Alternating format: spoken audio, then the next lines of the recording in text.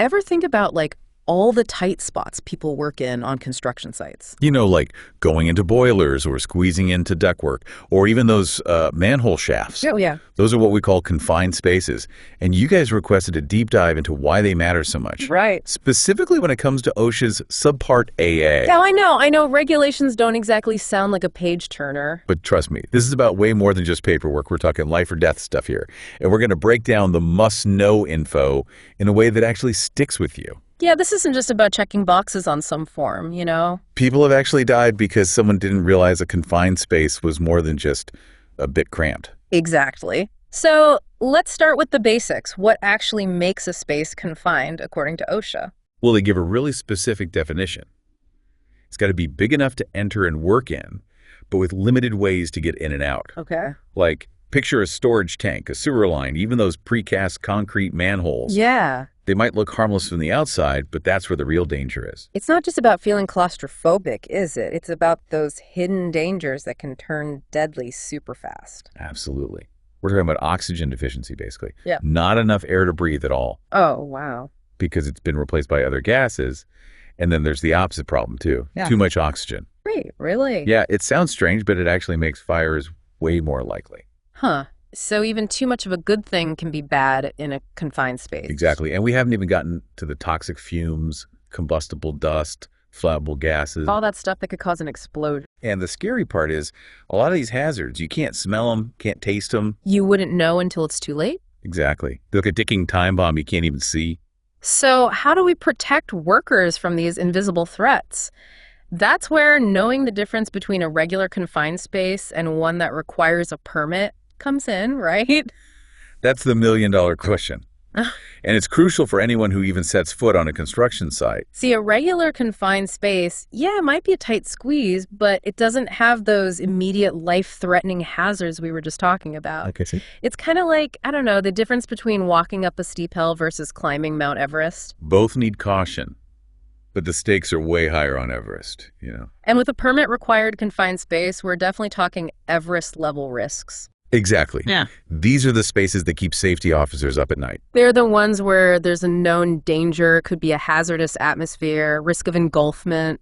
Like, imagine sinking in a grain silo. Or any other serious safety hazard. Yeah. So OSHA's basically drawing a line in the sand here saying, hold on, we need extra precautions. You got it. So knowing this difference, regular versus permit required, it's literally life or death on a construction site. Absolutely. No doubt about it. So let's say you're like the boss, right? And you've got these potential death traps on your site, these permit required confined spaces.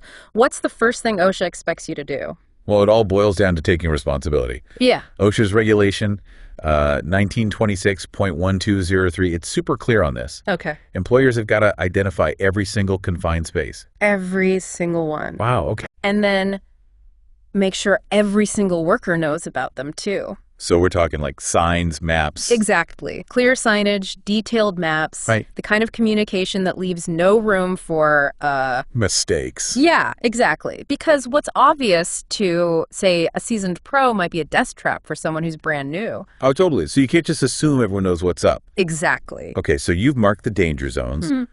What's next on OSHA's checklist? Well, that's where things get really interesting. Remember those permits we talked about? Yeah, those aren't just for show, are they?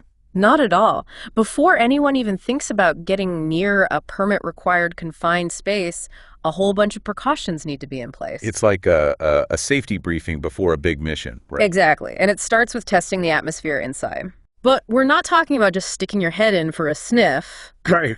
This requires, calibrated instruments to detect things like oxygen levels, flammable gases, all those invisible toxins we talked about. And what happens if the air is like bad news? Then ventilation is an absolute must. Okay. Section 1926.1204 gets super specific about this continuous forced air from a clean source. Got it. So no using a dusty old fan to air out a confined space. Haha. Absolutely not. And while you're setting up that ventilation, you'll also need a reliable way for those inside to talk to the outside world. Communication is key. It is. We're talking radios, intercoms, anything to make sure nobody's left stranded in a life or death situation. It's about having lifelines, right? Both literal and metaphorical. Yeah. Okay, so you've tested the air, you've aired out the place, got comms set up, and that all-important permit in hand. Can anyone just waltz into a permit-required confined space then? Not a chance. That permit's going to tell you exactly who's allowed in and what their specific job is. Okay. We're talking about the authorized entrant, the attendant, and the entry supervisor. Hold on, those sound like characters from a sci-fi movie. Haha. Who are these people and why do they need such fancy titles? Because these aren't just names on a piece of paper, they represent this whole chain of responsibility. You know, the kind that can mean the difference between a smooth operation and, well, a tragedy. Okay, I'm intrigued. Break it down for me, who does what? Okay, so think of it this way. The authorized entrant is the one going into the, the belly of the beast. Oh. They're the ones who need to be trained on every single hazard, know their equipment inside and out, and be able to clearly communicate with the outside. So they're like the astronaut, highly trained, Yeah. prepared for anything. Exactly. Then you have the attendant. They're like mission control back on Earth. Okay. They're stationed outside, monitoring conditions, keeping track of who's inside, ready to sound the alarm if something goes wrong. And the entry supervisor, they're kind of like the big boss of the operation. You got it. They have the final say on everything. They sign off on the permit, make sure everyone's following procedures, and they make those split-second decisions if something goes sideways. So yeah, a huge responsibility then. Absolutely. Yeah. They need to be able to look at the big picture, assess the risks, and decide when it's safe to enter, when it's time to get out, and when to call for help. And speaking of calling for help, we've talked a lot about what to do before and during a confined space entry. But what happens when things go wrong, even with everyone's best efforts? That's where having a rock-solid rescue plan is critical, and OSHA's serious about this too. We're talking Section 1926.1211, which spells out exactly what a safe and effective rescue looks like. Because hoping for the best isn't going to cut it when someone's life is on the line. Exactly. This isn't just about having a fire extinguisher handy and crossing your fingers. This is about having a dedicated rescue team on speed dial. Okay, so you've got the team, but what kind of training are we talking about here? OSHA requires a pretty impressive level of detail. It's not just about pulling someone out of a hole, Yeah. It's about understanding the specific hazards, knowing how to use specialized equipment like retrieval systems, harnesses, even administering first aid in a confined environment. Wow, that's intense. And this training isn't a one-time thing either. It's got to happen regularly, at least every 12 months, to keep those skills sharp. So it's like that saying, practice like you play so you don't choke when it's game time, but this is way more important than a game. You got it. Yeah. And it's not just about the physical skills either. OSHA knows that confined space rescues can be incredibly stressful, even for seasoned pros. They encourage things like simulations, using dummies or volunteers, so rescuers know exactly what to do under pressure. Okay, so we've talked about the employer's responsibilities, and it's a lot, but what about the employees themselves? What does OSHA expect from them when it comes to confined spaces? That's where the regulations kind of shift from being all about the employer to shared responsibility. It's Right. not just on the boss's shoulders anymore. Employees have a right to know about the dangers, Mhm. but they also have a responsibility to speak up. To be their own advocate for safety. Exactly. If something doesn't feel right, they need to feel empowered to say, hold on, this isn't safe. Yeah. OSHA's clear on this. Yeah. No worker should ever feel pressured to enter a confined space if they have any concerns at all. Because no job is worth risking your life for, right? 100%. And it's not just about refusing to do something that seems immediately dangerous. It's about, actively participating in the whole safety process. Okay, so like asking questions, pointing out potential hazards. Exactly. Even suggesting ways to make things safer. So it's about open communication from both sides. Absolutely. And recognizing that everyone has a part to play in creating a culture of safety on a construction site. Because at the end of the day, everyone deserves to go home safe and sound. Couldn't have said it better myself. It's like teamwork makes the dream work, right?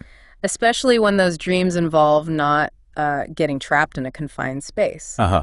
But let's be real. Even with the best training, the clearest communication, things happen. Yeah. So let's talk about those what-ifs, the mental side of working in these, potentially deadly places. That psychological part is something people don't always think about. But it's huge, Imagine being crammed into a space the size of a coffin, knowing one wrong move, one whiff of the wrong thing. That could be it. Intense, right. It's like stage fright, but instead of forgetting your lines, the stakes are... Well... Exactly. And OSHA gets that. They know, even with training, panic, stress, it can lead to bad choices. So how do you prepare for that? Like that mental pressure cooker. It starts with just being aware, I think. Everyone on site, supervisor, entrant, everyone, they got to know the signs of stress in themselves and each other. So the obvious stuff like heart racing, feeling dizzy. Definitely red flags, yeah. But there's also, the less obvious stuff. What do you mean? Like getting confused, tunnel vision, even just snapping at your coworker, being irritable. Oh, like when you're stuck in traffic and start making dumb mistakes because you're so on edge? Yes, exactly. And in a confined space, those dumb mistakes, they can be, well... They have to be the last mistake. So knowing when to call a timeout, to say, hey, I need a minute. That's just as important as knowing how to use your equipment. Couldn't agree more. It's all connected. The safety procedures, the communication, knowing how your mind works under pressure, it all builds that safety net. Because we want everyone going home safe and sound, right? Absolutely, every single time.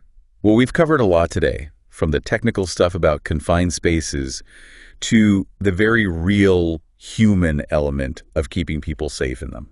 And even though this was just a glimpse into OSHA's Subpart AA, hopefully it's given you, our awesome listeners, the knowledge to start asking the right questions. And pushing for safer practices out there. It's not just about following the rules, it's about looking out for each other, And if you take away just one thing today, let it be this. If he doesn't feel safe, it probably isn't. That's all the time we have for today, but before we go, we'd like to leave you with something to think about. We've explored the who, what, and how of confined space safety, but it makes you wonder, how do we bridge that gap between, the rule book and real life? How do we make sure these rules, these life-saving rules, aren't just words on paper? Food for thought, and we'd love to hear your take on it. Until next time, stay curious, stay informed, and most importantly, stay safe.